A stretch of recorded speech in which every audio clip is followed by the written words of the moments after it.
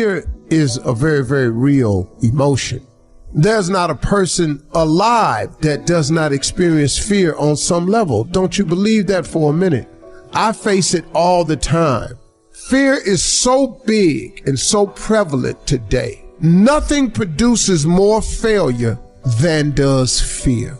It is the fear of failure that freezes people before they even start. It is the fear of failure that causes you not to want to deal with the rejection and the potential hurt that failure causes. So fear cripples you on so many levels. But how is it that some people somehow manage to get by anyway? What is it that you can do that would help you overcome whatever fear you're facing? Well, here's what I was taught, and this has helped me in my life, my career, my family, my jobs, my ambition, everything. You overcome fear with your dreams. I want y'all to listen to me closely now. You overcome fear with your dreams. Steve, how my dreams gonna make me overcome my fear? Because I want you to listen to me. Because the dream is everything. The Bible says a man without a dream or a vision shall perish. The dream is everything. See, if you have no dreams and visions, you will perish. You will die in fear. You will die sitting somewhere in fear without dreams and visions. Dreams are the counterpoint to all fear. I want you to dream so big. I want you to want something so incredible. I want you to dream of having something that's so spectacular that if it doesn't happen, you would be miserable. Man, if I don't make this dream come true, I'm going to be miserable. I want you to dream so big that not reaching your dreams is unacceptable. You cannot live in this world without the dream and the vision. You can live in this world without your mother, your father, your brother. You can live in this world without a wife, a husband. You can live in this world without a lot of things. But what you cannot live in this world without is dreams and visions. You will perish without those things. You have to dream of something and want something. That's what keeps pushing you forward. So if you want to overcome your fear, you do it with your dreams. And here's the side note. God is in the make your dream come true business. Ain't he? He do it all the time. I'm telling you, man, God does it all the time. He makes people's dreams come true. What are you dreaming about? Explore what you're really dreaming about so you can lose your fear. You're afraid to open your business because if your business fails, you'll lose the money you saved, and you won't open your business because you might lose your job when your boss find out. Dream bigger. Dream of what opening that business could do for you. The feeling of freedom that you would have, the extra money you could make, what you could do for your family, the things you could leave a legacy of. Maybe your dream ain't big enough. Maybe you got the dream of owning a large company, maybe a mom and pop store. Maybe you dream of climbing the corporate ladder. Maybe you're dreaming of becoming the supervisor or the CEO of the company. You got to dream so big that if this dream don't happen, you'll be miserable. Once you can do that, you can press through your fears. You can move forward. You can get on with it. I'm telling y'all, I was taught this. Dream so big that you can't imagine your life without living your dream. Let me teach you something. How many of you have a dog? How many of you have ever had a dog that had a flea on him? That's everybody. You ever seen a flea? One of the smallest insects. Really small. One of the smallest insects. But for his height and size, and flea has the highest vertical leap in nature for an insect. A flea can jump, has a 36-inch vertical. A flea, man, can come 36 inches off the ground. His vertical is 36. The average person can't do that. But a flea can jump 36 inches off the ground. If you capture the flea and you put him in a mayonnaise jar and you put the lid on it, the flea know one thing. I got a 36-inch vertical. So here he go. He started jumping. But he gonna hit himself on that lid because he got that lid on it. But after a while, after getting knocked down so many times, the flea makes an adjustment. So now the flea only jumps just to where he don't get knocked back down. He got 36 vertical, but since this lid is on, his environment got him now jumping nowhere near what he can. Capture some more fleas and put them in there. They got 36 verticals, but then they start jumping. They find out they keep getting knocked down. They start doing what the other fleas is doing. Next thing you know, I got a jar full of fleas in there, ain't even using a 36-inch vertical because they got a lid on the jar. Them fleas have babies. Them babies is born into the conditions of the environment. So now guess what? The flea is born with a 36-inch vertical, but because he see his mama and daddy and all his cousins and friends jumping just barely to the roof, you know what he do? He duplicates that behavior. The flea never reaches his potential until you take the top off of your mayonnaise jar. You're gonna duplicate your surroundings. If you take an oak tree seed and you put it in a 2-foot pot, that seed will never become the oak tree that oak trees are capable of becoming because it's gonna get stifled by the 2-foot pot. Now check this out, ain't nothing wrong with the seed. The seed just fell prey to the environment. You are a seed from God. God made you in his likeness. He big, he vast. Don't you allow your environment to dictate the oak tree that you become. Because ain't nothing wrong with your seed.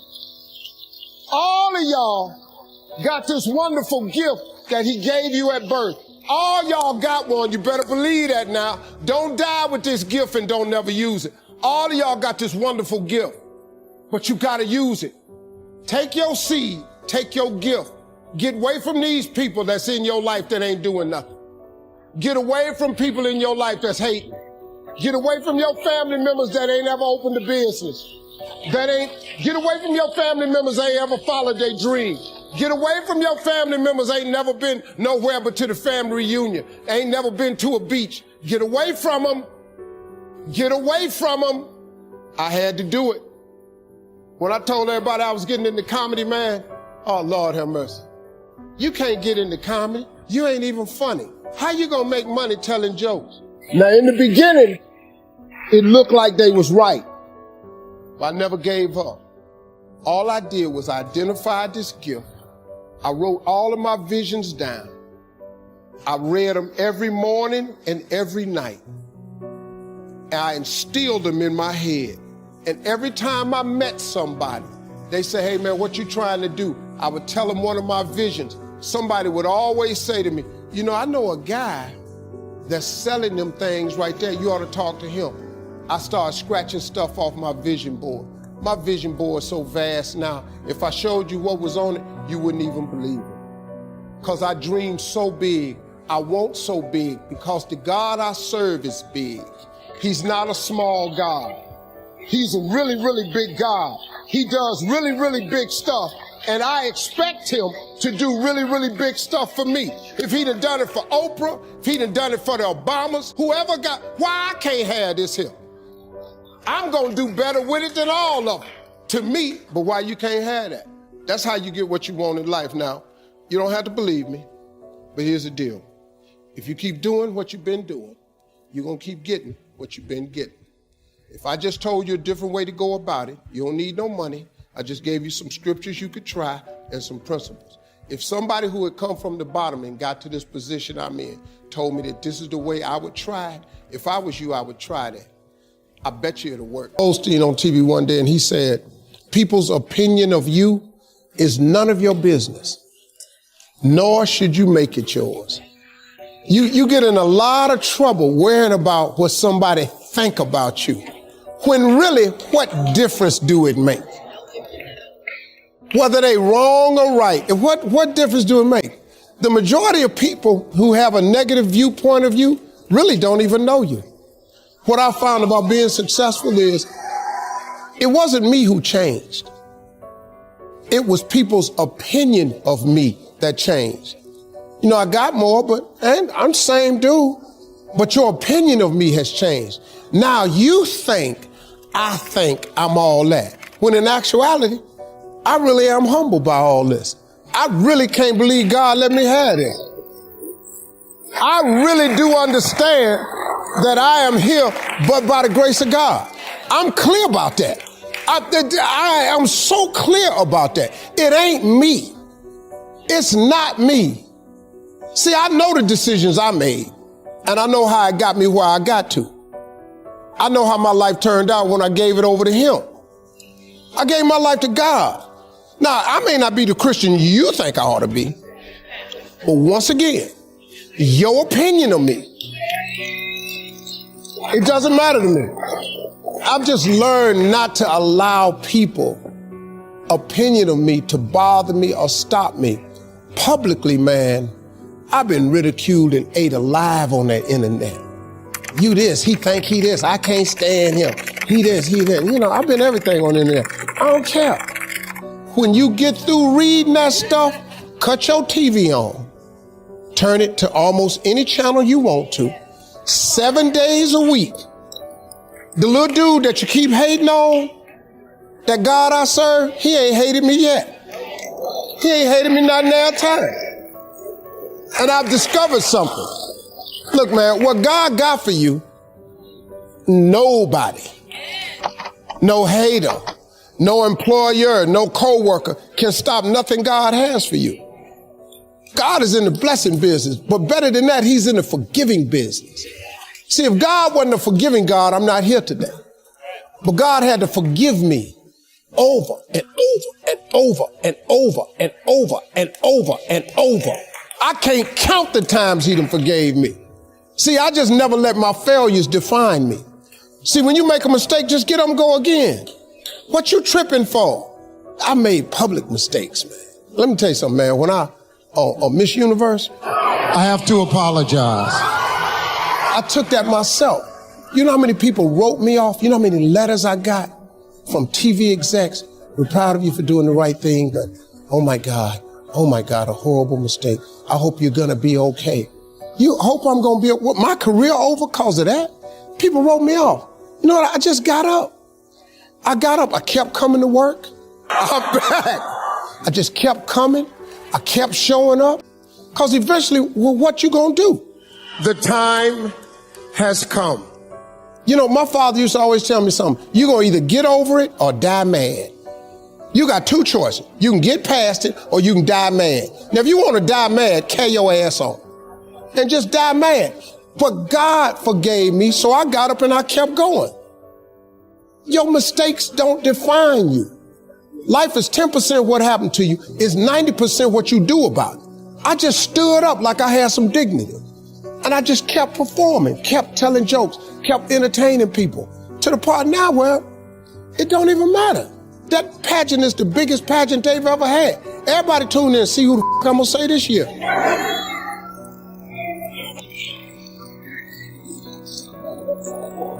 Just keep living, y'all. Keep waking up in the morning. I'm Ephesians 3:20 all day long. I expect God to do exceedingly and abundantly over all I think or ask. Because I honor Him, His blessings will chase me down and overtake me. I will be in the right place at the right time. People will go out of their way to be good to me because that is my declaration as a servant of the Lord. I'm His child. I am an imperfect soldier for Christ. That's what I am. I'm an imperfect soldier for Christ. I'm in the army of the Lord, but I have a role to play. I have just come to the conclusion that I'm just going to be a cussing Christian. I've been trying to get it and shake it, but it ain't working for me, man. And I accidentally cussed on a commercial break, and the lady, I could tell she was a little put off by it, and I didn't mean to. You know, I don't want to be offensive to people, but, you know, I was just talking naturally. And she just stood up and said, I have a question for you, Mr. Harvey. She said, so how's your walk going with Christ? I thought about it. I said, well, I walk tall, I walk strong, with long strides and a slight limp. And that's how I walk. Now, if you ain't got no limp to your walk, congratulations. Mine has a slight limp to it. And every now and then, the flaws that I have come out. See, the difference between me and a lot of people, I happen to be famous. So my flaws have a microphone and a spotlight and the internet connected to it. You might can make your mistake at the house and don't nobody know nothing about it. But I got people watching me all day long. So what I've learned in this journey along the way of having my life as twisted as it was, I've learned the principles of success. I've learned how to get back up, how to fall and fail, get written off, say you ain't gonna ever be nothing. I've learned how to start over. I've learned how to take one heap of all my winnings and risk it on one turn or pitch and toss, lose and start again at my beginnings and never once breathe a word about my loss. Yeah, I've learned stuff like that. That's Rudyard Kipling, in case you didn't recognize that little poem. I stole that. That's when I was paying a little bit of attention in college. I didn't get the degree, but I was listening just a little bit. And when I talk to you, I try to get people to identify with these principles. The greatest thing that you could do in your life, I told the kids earlier, we're at a college institute, so it kind of trips people out a little bit when I say this. And I tell them how important it is to get your education, yada, yada, yada, because we're at a college, that's what I got to say. But then I turn right around, I tell them the truth, though. The most important thing in your life ain't your education. The most important thing in your life is your dream. See, the scripture says, a man without a dream or a vision shall perish. Don't say nothing about education. Now, you got to have one if you're going to climb to certain jobs and go into corporate ladder and be in banking and be in finance and all this stuff y'all doing. But it's the dream that propels you. Look, man, we got to break this thing down real simple for people someday. Quit acting bougie like you've been rich all your life. That's what killed me. I come to these functions, everybody sit up, they lean back in their chair, they speak proper grammar, they get their nose up. You act like you had money all your life. I ain't had money all my life.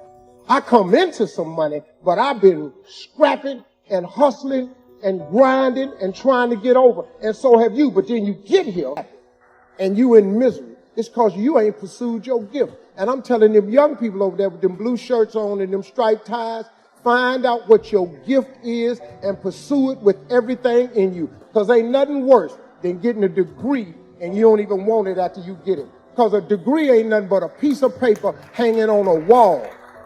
Now, it signifies that you have the ability to complete a task, but your life is made up of what you do with it. Life is 10% what happens. It's 90% of what you do about it.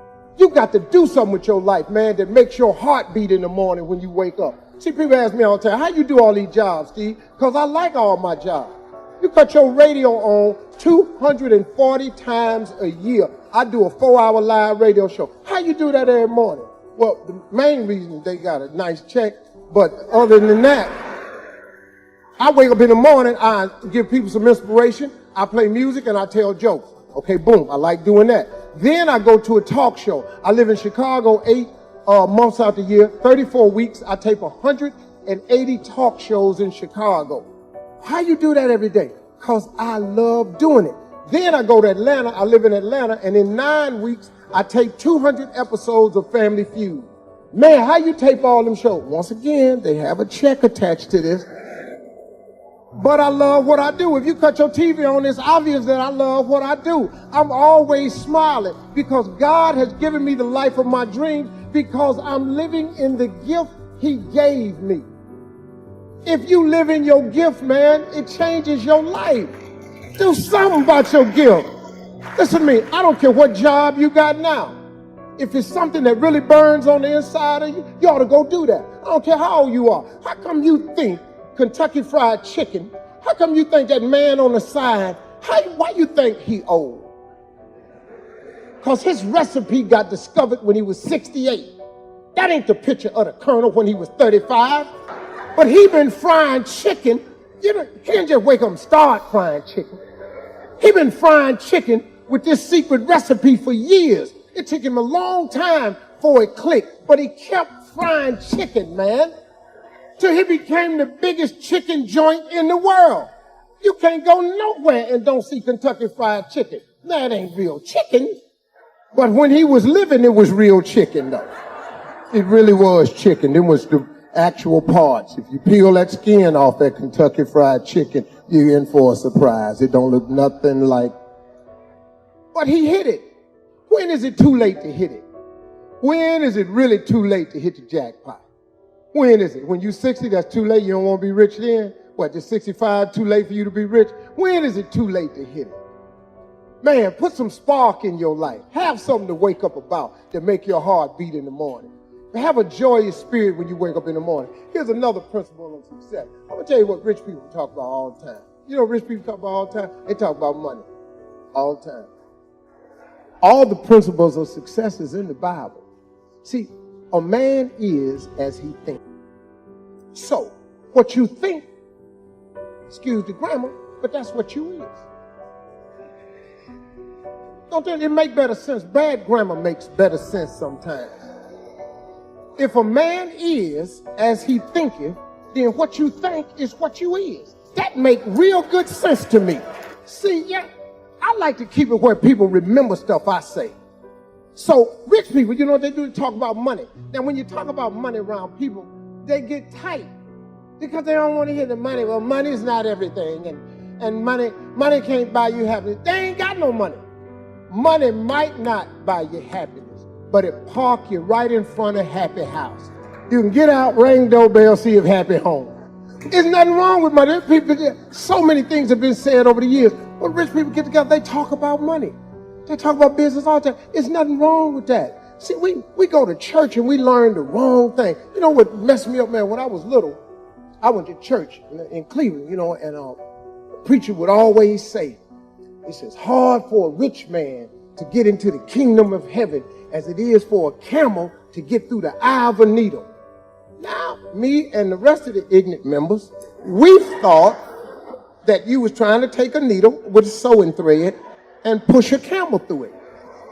All the people in my church collectively decided they didn't want to be rich because they wanted to go to heaven. I was sitting there 10-year-old. I wasn't really buying into this because I was trying to figure out how I was going to get this camel into this hole. Because I didn't know what they was talking about because I wanted to be rich. Because this poverty I was allergic to it. I itched all the time.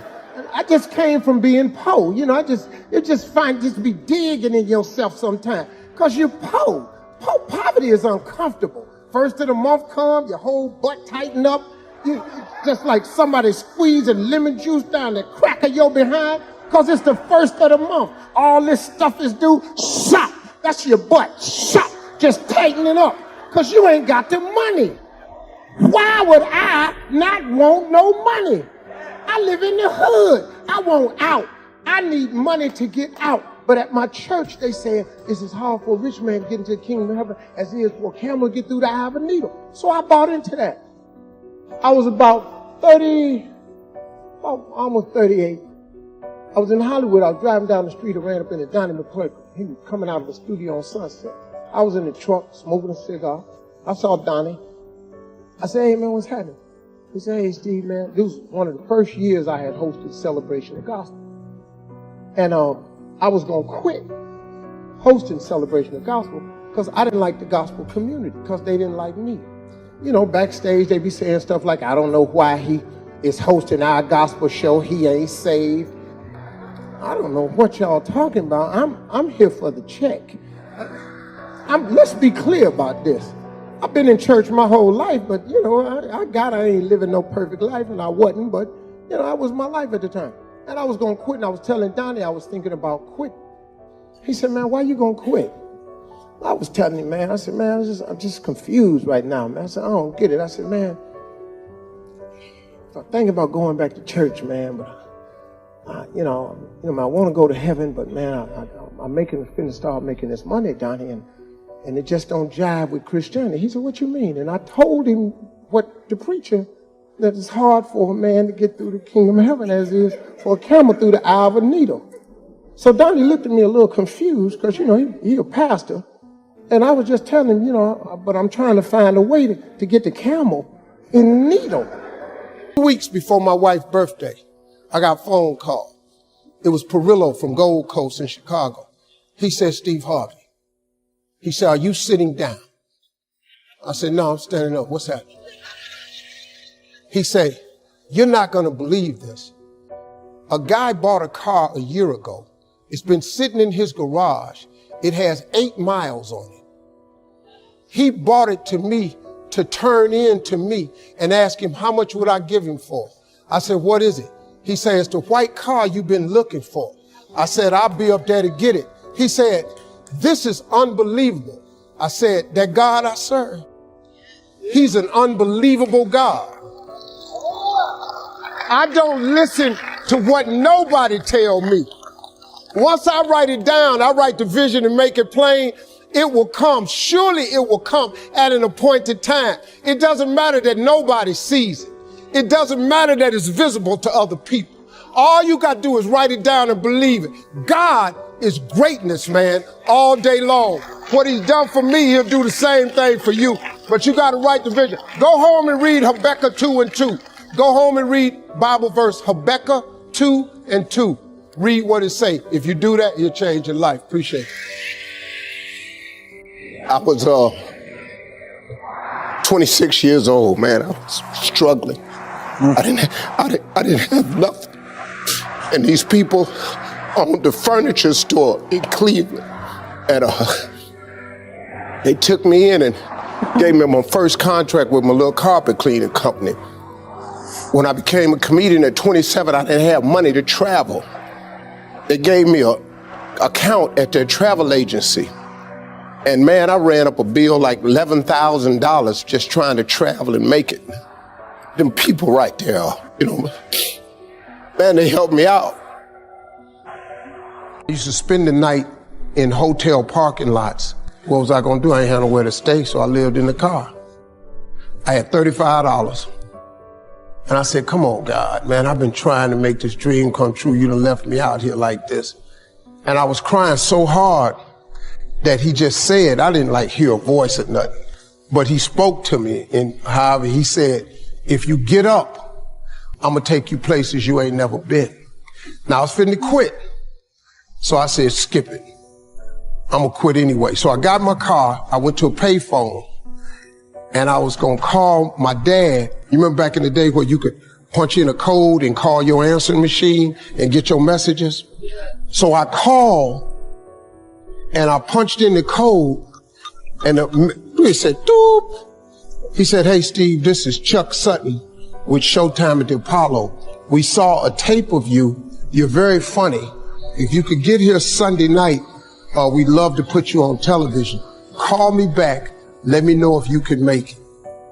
So I hung the phone up. I'm crushed because my whole dream of being on TV, and I couldn't get to New York. I got $35. How am I gonna get to New York? I can't make it. So I'm standing there at the phone booth and tears just coming down my face. I said, God, so that must be a sign for me to go home. Cause this it, I ain't even got the money to go to the Apollo. My whole thing, I wanted to be on TV, I couldn't even make the dream come true. This is the most messed up moment. And so I said, man, let me call this dude back and see if he said this Sunday. Cause maybe he said next Sunday and I can hustle up a little bit of money or something. I don't know what I'm gonna do, but let me just call him back. So I called him back. Steve, this is Chuck Sutton, Showtime at the Apollo. We saw a tape of yours. You're very, very funny. Look, we have an opening Sunday night at Showtime at the Apollo. If you can make it, we'd love to put you on TV. I said, it's this Sunday. Before I hit the button, I heard, doop, you have another message. Now, it wasn't there before. So I punched my code in. I listened to the second message. It said, Steve Harvey, this is Tom Sober from the Comedy Caravan. This was a Thursday. He said, I have a gig in Jacksonville, Florida on Friday night that pays $150. If you can get there Friday night, you'll make $150. So I called him back and I said, hey, Tom, did you get a gig away? He said, no, it's still available. He said, can you get that? I said, I'm in Pensacola, Florida. I'm 3.5 hours away. So I drive to Jacksonville, Florida, And that night I made the 150. Club owner said, man, you funnier than the guy we hired. If you stay tomorrow night, I'm going to give you another $150. So now I got $300 now. So I get on the phone. I call Chuck Sutton. I say, hey man, is the gig still available at Showtime at the Apollo? He said, well, we got one opening left. I said, I'll be there. So I called Eastern Airlines, who used to be open back then. They had a special for $99 going from Jacksonville, Florida to New York round trip.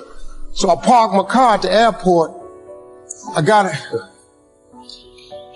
on a plane, flew. Everything I had was in 2 bags. Got to the Apollo. I said, hey man, I'm here. I got there at 11 o'clock in the morning. He said, you can't stay here because you don't come on to the late show tonight. I said, man, I ain't got nowhere to go. I said, if you just let me stay in this building, man, I ain't gonna move around nothing. I ain't got nowhere to go. I'm in Harlem. I can't go back out here. I got these 2 bags. I got victim wrote all over me, man. So he said, all right, if you go upstairs, don't come down. So he put me in the dressing room on the 6th floor. So that's where all the comedians were. So I stayed up there. I got hungry around 3 o'clock and I couldn't take it no more. So I went back downstairs, dude named Alton Liston. I said, hey man, he said, man, I thought I told you, don't come down them damn steps. I said, hey man, I'm just hungry, man. I said, let me go to that KFC I saw in the corner. Just let me get some chicken. I'll come right back. He said, man, if you ain't back in 20 minutes, you ain't getting in this building. So I went, bought me some chicken, came back. So the comedians started coming in the building. They started coming up on the 6th floor. So I meet this guy named D.L. Hughley. I introduced myself. He introduced himself. I'm sitting there. Another guy come in named Dwayne Johnson. Then this other dude walked in named Jamie Foxx. And I introduced myself. We don't know each other. Ain't none of us famous. It's 1991, man. They gave everybody the lineup. I was on the last show of the night. I don't go on to 11 at night.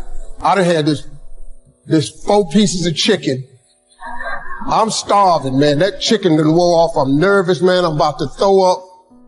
D.L. Hughley went downstairs. D.L. Hughley got booed off. Dwayne Johnson got booed off. Jamie Foxx went down there and got booed. They booed Jamie, then Jamie started singing. And then they started clapping. And Jamie had their ass, then he went back to them jokes, and they got his ass. So I'm walking down the steps and I see Jamie sitting on the steps. I said, hey man, hang in there. He said, man, that ain't never happened to me before, man. This is crazy. This Jamie Foxx, man, one of the most talented people in all of comedy. And now, you don't even know how nervous I am, man. I can't even. My breathing is shot because these dudes been booed. So I walk out. I had wrote this joke. Mike Tyson had got in a fight in Harlem with this heavyweight named Mitch Green. Mike Tyson had hit the dude in the eye in the store. Now he was on the news, his eye was swollen. So the joke I wrote was, they was interviewing Mitch Green and he was telling everybody what happened, but his eye took over the interview. And I wrote this joke that his eye started talking and was just, I tell you what happened. The heavyweight champ's fist is coming towards my face. I just said, Lord, Lord, Lord. And I wrote this whole joke about this dude's eyeball talking. And when the punch came, and all this here, I walked off stage, man, just started crying. I couldn't believe it. They paid me. I made $750 for being on TV for one night. I'd never made $750 telling jokes in one night. And so that was my first television appearance. A couple weeks later, Sinbad was the host of the show. He got this job on Different World. And so he quit. And so Mark Curry became the host. And then Mark Curry got hanging with Mr. Cooper and he quit. And they came to me and said, would you come back to New York and host amateur night for us to just try you out? Oh, ain't no problem. And so I went to New York. I hosted amateur night, and I was killing. But every time we went to commercial break, I was supposed to let the warm-up act take over like Ruben does. But I knew not to let the warm-up act do that because he would change the attitude of the crowd because the Apollo was a wild place. So I stayed out there. I did the warm-up and the hosting. And I created a bond with that audience. And that's how I got on TV. It was my very first TV show. I hosted Showtime at the Apollo. I ended up being the longest running host in the history of Showtime Apollo. I did that show for 8 years. Nobody ever did it for 8 years. And that was my turn back moment. See, in your life, everybody has a turn back moment. You have a moment where you can go forward or you can give up. The thing you have to keep in mind before you give up is that if you give up, the guarantee is it will never happen. That's the guarantee of quitting, that it will never happen no way under the sun. The only way the possibility remains that it can happen is if you never give up no matter what. Because God is always coming. He's never too late. At your worst moment, look, man, when they told me I had to be in New York, I saw no way I could get there. But that God, though, he make the phone ring. I end up in Florida, I make $300. Then I go to New York, I make $750. Almost got $1,000 out of nowhere. That's what happened to me. That was my moment of never giving up. That's when I first learned that faith was everything, that you have to remain faithful. When I was homeless, I had a lot of time to myself. Actually becoming homeless was exactly what I needed because God needed my undivided attention. And he had it for 3 straight years because I had nothing. And I'm just one of them people where sometimes you just got to get my attention, you know what I mean? So I ain't got no picture of no dog.